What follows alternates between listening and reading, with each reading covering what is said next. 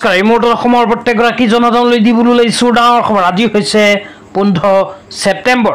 আজি অসমৰ লাখ লাখ দুখীয়াসকললৈ কেইখনমান চৰকাৰী আঁচনিলৈ দিবলৈ ওলাইছোঁ ডাঙৰ খবৰ।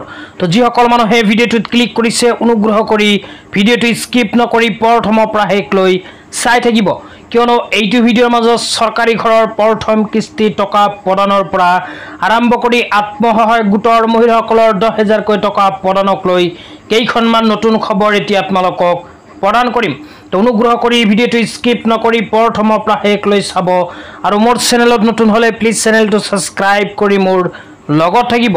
তো বলক ভিডিঅ'টো আৰম্ভ কৰি আজি প্ৰথমটো গুৰুত্বপূৰ্ণ খবৰৰ বিষয়ে বিস্তাৰিত জানি লওঁ।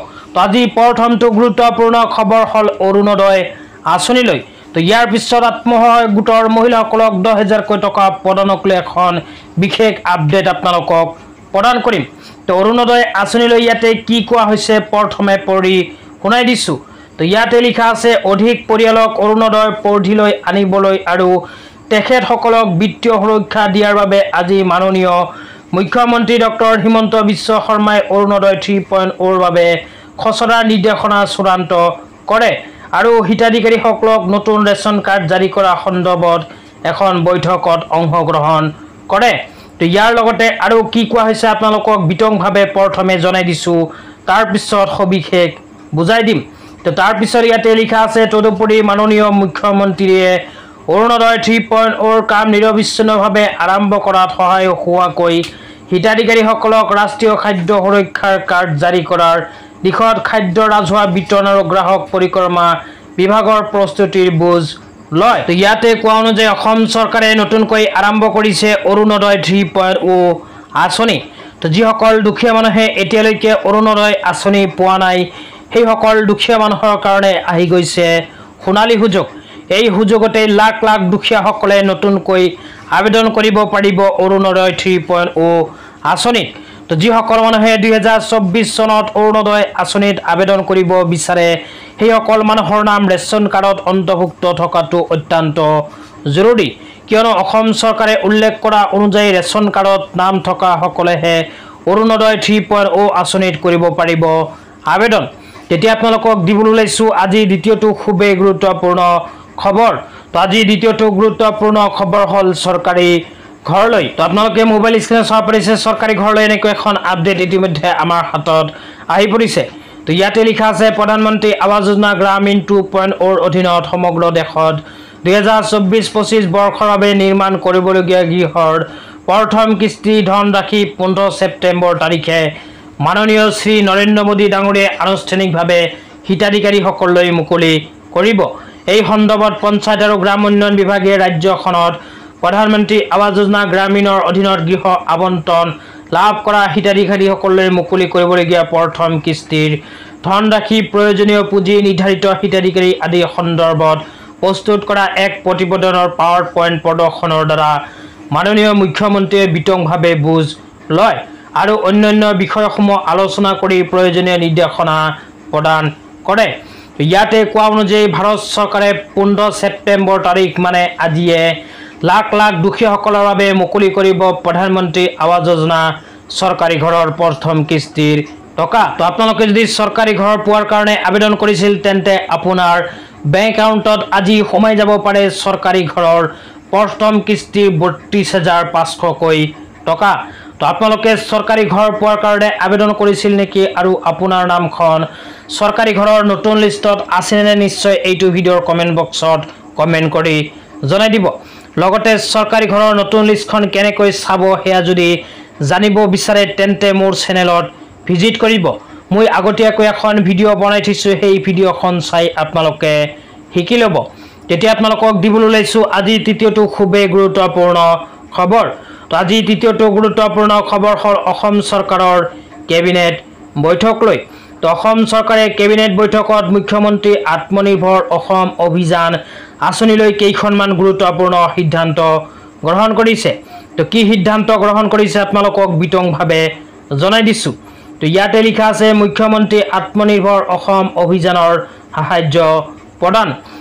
মুখ্যমন্ত্ৰী আত্মনিৰ্ভৰ অসম অভিযানৰ পৰিচালনা সমিতিয়ে ইয়াৰ প্ৰথম বৈঠকত এই অভিযানৰ অধীনত 174 পেছাধাৰী প্ৰাৰ্থী আৰু 25,066 জন সাধাৰণ শ্ৰেণীৰ প্ৰাৰ্থী মুঠ 25,238 হিতাধিকাৰীক অনুমোদন জনাইছে।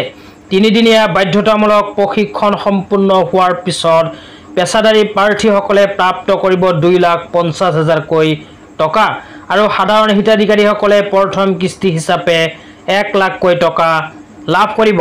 তো ইয়াতে কোৱা অনুযায়ী অসম চৰকাৰে ইতিমধ্যে আত্মনিৰ্ভৰ অসম অভিযান আঁচনিৰ প্ৰথম কিস্তি টকা প্ৰদান কৰাৰ কাৰণে 25,238 জন হিতাধিকাৰী নিৰ্বাচন কৰিছে। তো এতিয়া 3 দিন বাধ্যতামূলক প্ৰশিক্ষণ প্ৰদান কৰিব অসম চৰকাৰে। তো প্ৰশিক্ষণৰ কাম শেষ হোৱাৰ পিছতেই কিন্তু হিতাধিকাৰীসকলে 1,00,000কৈ টকাৰ প্ৰথম কিস্তি নিজৰ বেংক একাউণ্টত লাভ কৰিব। তো আপোনালোকে যদি মুখ্যমন্ত্ৰী আত্মনিৰ্ভৰ অসম অভিযান আঁচনিত আবেদন কৰিছিল তেন্তে আপোনাৰ বাবে আহি গৈছে ভাল খবৰ। নিশ্চয় এইটো ভিডিঅ'ৰ কমেণ্ট বক্সত কমেণ্ট কৰি জনাই দিবলৈ নাপাহৰিব যে আপোনাৰ নামখন মুখ্যমন্ত্ৰী আত্মনিৰ্ভৰ অসম অভিযান আঁচনিত আছেনে নাই। তেতিয়া আপোনালোকক দিবলৈ ওলাইছোঁ আজিৰ চতুৰ্থটো খুবেই গুৰুত্বপূৰ্ণ খবৰ। তো আজিৰ চতুৰ্থটো গুৰুত্বপূৰ্ণ খবৰ হ'ল অসম তথা ভাৰতৰ লাখ লাখ যুৱক যুৱতীসকলৰ বাবে।